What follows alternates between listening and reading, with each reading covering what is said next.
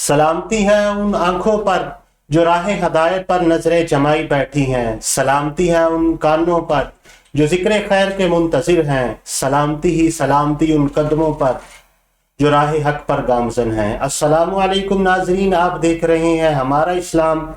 मैं हूं आपका मेज़बान हाफिज ज़मान। नाजरीन, आज हम गुफ्तगू करेंगे हुजूर सल्लल्लाहु अलैहि वसल्लम के मोजज़ात पर।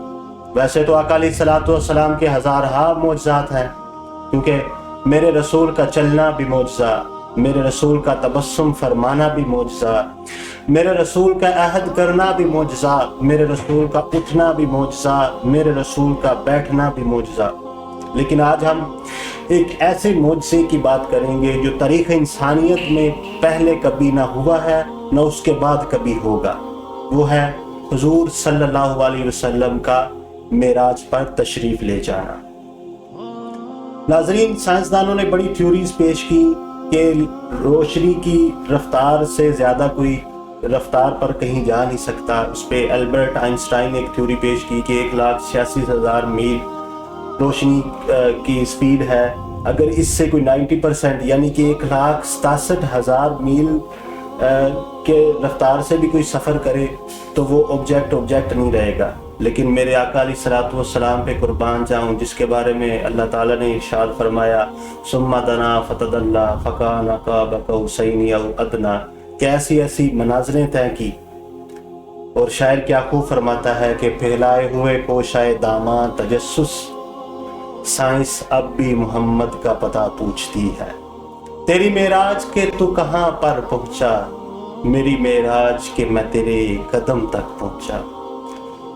फलसफा मेराज पर बात करने के लिए आज हमारे स्टूडियो में मौजूद हैं हस्ब साबिक हज़रत अल्लामा मुफ्ती खादिम हुसैन रिजवी साहब। सर, बहुत बहुत शुक्रिया प्रोग्राम में तशरीफ़ लाने के लिए। सर, अल्लाह ताला ने कुरान मजीद में इरशाद फरमाया, सुब्हानल्लज़ी अस्रा। इस आयत करीमा का फ़लसफ़ा क्या है? बिस्मिल्लाहिर्रहमानिर्रहीम। बहुत बहुत शुक्रिया आपका जिन्होंने मुझे मदऊ किया।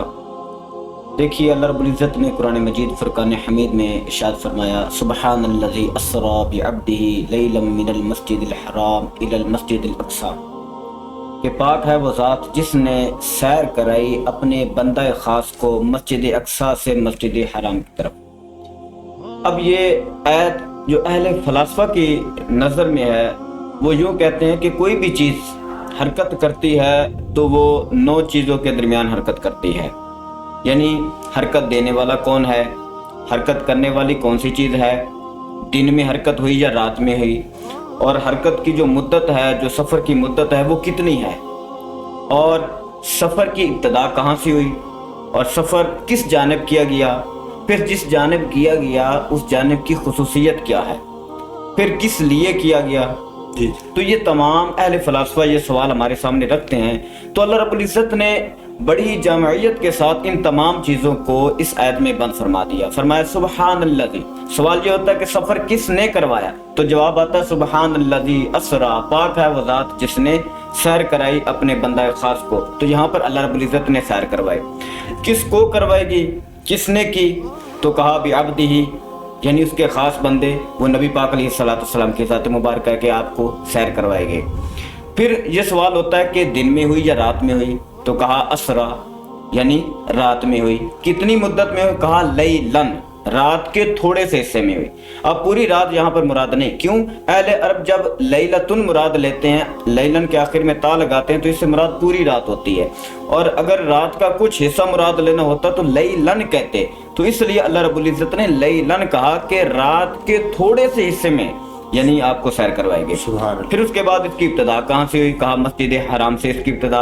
इंतहा कहाँ पर, मस्जिद अक़सा। फिर उसकी खसूसियत क्या है, अल्लज़ी बारकना हौलहु, जिसके इर्द गिर्द हमने बरकत रखी है।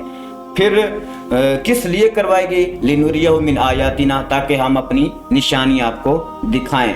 अब ये जो सफ़र था या सैर थी, क्या था, कहा यह सैर थी, सफ़र नहीं था। मस्जिद हराम से मस्जिद अक़सा तक तो एक सैर थी, लेकिन उसके बाद अर्श मुअल्ला, फिर अल्लाह रब्बुल इज़्ज़त के दीदार से मुशर्रफ होना, ये तमाम की तमाम मिराज मुस्तफ़ा कहलाती हैं। तो इसलिए ये आयत का फ़लसफ़ा अहले नज़र।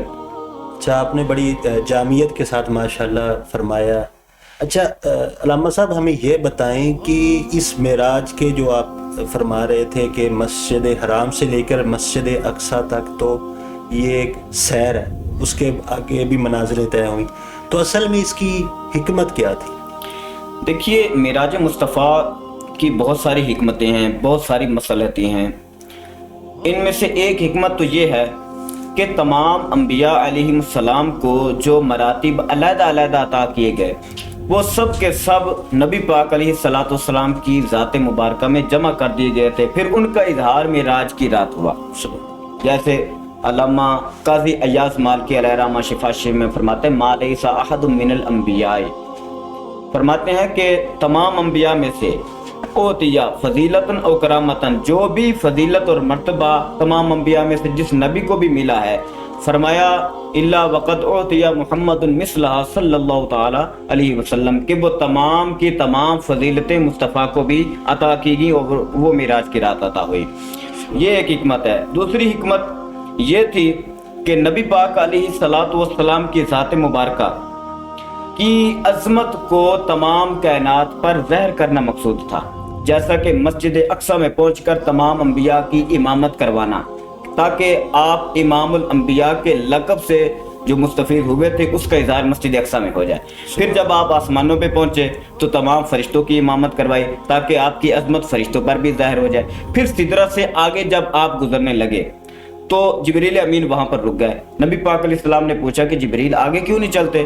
عرض کی حضور اگر آگے میں 1 انچ بھی چلوں تو میرے پر جو ہیں وہ جل جائیں گے۔ تو نبی پاک علیہ السلام پھر آگے وہاں سے رف پر بیٹھ کر عرش معلیٰ کی طرف چلے، تو پھر جبریل کا جو مقام تھا وہ سدرہ تھا، جبریل آگے نہ گزر سکا، تو نبی پاک علیہ السلام کی فضیلت حضرت جبریل پر یوں ظاہر ہوئی۔ پھر عرش سے آگے جو مقامات تھے وہ لا مکان لا محدود، وہ جو آپ کو معراج مطلب ہے کہ ہوئی تو وہ آپ کی عظمت کی مطلب ہے کہ نشانی کو ظاہر کر رہی تھی کہ آپ کی عظمت جو ہے وہ تمام انبیاء پر، تمام اپنا فرشتوں پر اور تمام کائنات پر ظاہر ہے، گویا آپ کی عظمت اور شان کوئی بیان کر ہی نہیں سکتا۔ تو یہ عظمت سبحان اللہ۔ اچھا علامہ صاحب، ابھی آپ نے بھی فرمایا کہ جب حضور صلی اللہ علیہ وسلم معراج پر تشریف لے گئے تو دیدار الہی سے بھی مشرف ہوئے۔ یہاں پہ علامہ صاحب ایک کنفلکٹ آتا ہے کہ بہت سارے علماء یہ کہتے ہیں کہ حضور صلی اللہ علیہ وسلم کو دیدار الہی نہیں ہوا تھا، آپ فرما رہے ہیں ہوا تھا، تو اس کی وضاحت فرما دیں کہ اگر دیدار الہی ہوا تھا تو اس کی کیا یعنی کہ کیسے ہوا تھا اور اس میں کون کون سے راوی ہیں اس بات کو کرنے والے؟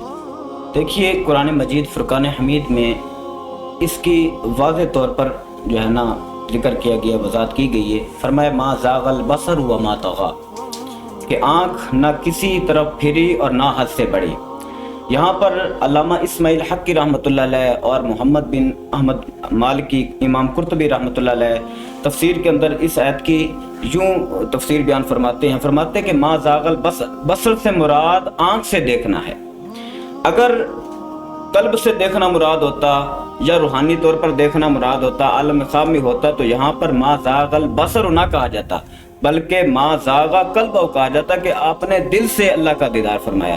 تو یہاں پر ما زاغ البصر لفظ بصر لگا کر اس بات کو واضح کر دیا کہ بصر سے مراد یہ ہے کہ حضور نے جاگتے ہوئے اللہ کا دیدار فرمایا۔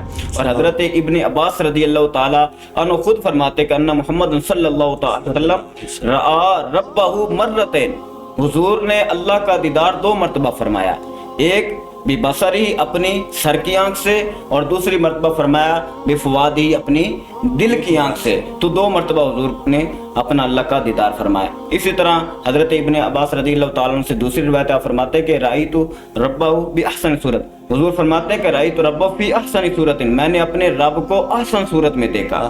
اب یہ ایک اختلاف پیدا ہو جاتا ہے کہ بھائی اللہ رب العزت کی ذات کو جب حضور نے دیکھا تو کتنا دیکھا؟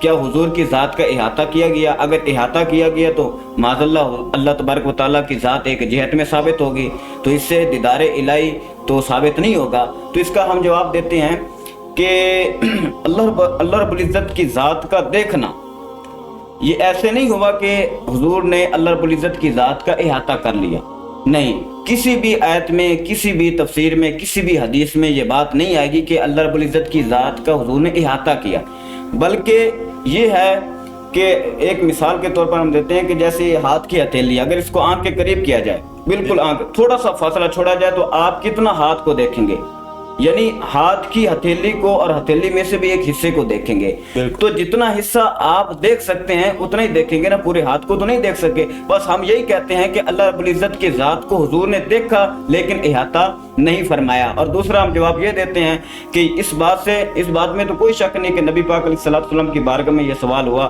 کہ کیا ہم اللہ رب العزت کو دیکھیں گے؟ تو حضور نے فرمایا ہاں، قیامت کے دن تم اللہ رب العزت کو اس طرح دیکھو گے جس طرح 14ویں رات کے چاند کو دیکھتے ہو۔ تو ہم کہتے ہیں کہ قیامت کے دن جب ہم حضور اپنا اللہ رب العزت کو دیکھیں گے تو ہم بتا دیں گے کہ حضور نے بھی اس طرح دیکھا تھا۔ سبحان اللہ۔ بہت شکریہ علامہ صاحب۔ ناظرین، وقت کی قلت کے باعث ہم کیا فرشتوں کے سردار حضرت جبرائیل امین بھی ثناء مصطفیٰ نہیں مکمل کر سکتے؟ یہ تو انسان کی ایک سوچ ہے کہ شعور ہے کہ وہ جیسے جیسے وہ بڑھتا جاتا ہے تو وہ آقا علیہ الصلوۃ والسلام کی تعریف کو بڑھاتا چلتا جا رہا ہے۔ اسی دعا کے ساتھ ہمیں اجازت دیجیے کہ اللہ تعالیٰ مجھے اور آپ کو نیک اعمال کی توفیق عطا فرمائے۔ اللہ حافظ۔